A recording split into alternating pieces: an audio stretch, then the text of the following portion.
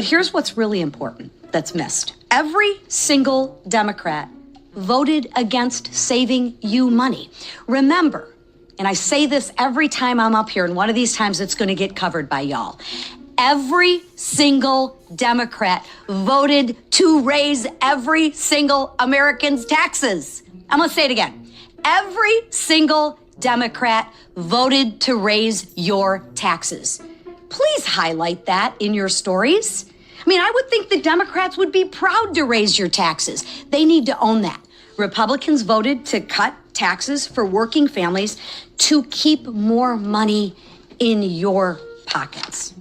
Democrats, again, voted against that. Democrats want more bureaucracy, and Democrats want more of your hard-earned tax dollars. Democrats want to raise your taxes. Republicans want to lower costs and keep more money in your pocket, simply put. I don't know where this whole myth came from, where Democrats were for the people and Republicans wanted to take your money. And I've always heard this since I've been a kid. Don't vote for a Republican. They want to take your money. They're not going to be for you and this and that. And then, boom, look at this. The Republican Party in Texas was started on the 4th of July, 1867 in Houston, Texas by 150 blacks and 20 whites. It was that way across the South. The Republican parties were started in the South by African Americans. In the state of Texas, 2 of our first 3 statewide Republican chairmen were African American. The first 42 black legislators elected in Texas were all Republican. The first 112 black legislators elected in Mississippi were all Republican. The first 190 black legislators elected in South Carolina were all Republican. The first 41 in Georgia, the first 127 in Louisiana. So now you've got all these African Americans really stepping up and starting to gain political standing, political power. Now, you have Democrats on the other side who have been very racist. It's in their platforms. They support the Dred Scott decision. They think the fugitive slave law is great. They started a nation to keep slavery alive. Very racist.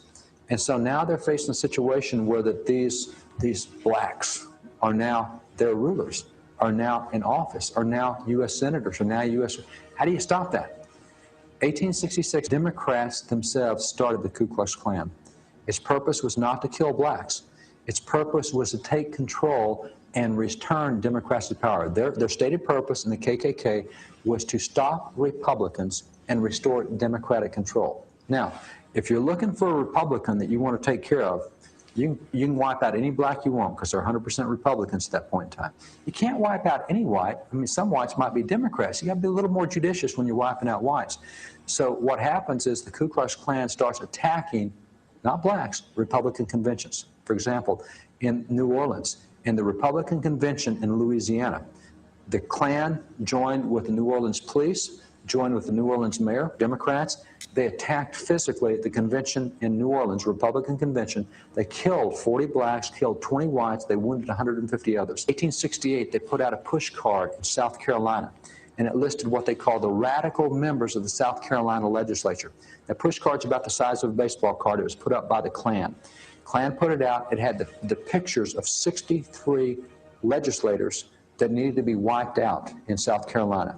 50 of those legislators were black, 13 were white. Now, they were all 63 Republican. On the back of the card, it gave you the name of each legislator so you'd know who you're trying to kill. Congress starts these hearings in this group called the Klan. And they have hearings, and so they bring in Democrat leaders that under oath from these Democrat states said, yes, the Klan belongs to our party. It's actually in Congress. 1872, the hearings, it's a 13-volume set of hearings in Congress. Unequivocally, Democrats say the Klan is ours and belongs to us. It's there to restore Democrat control in the southern states. Those guys who lived through it made it very clear. Whoa, nah, I never knew that.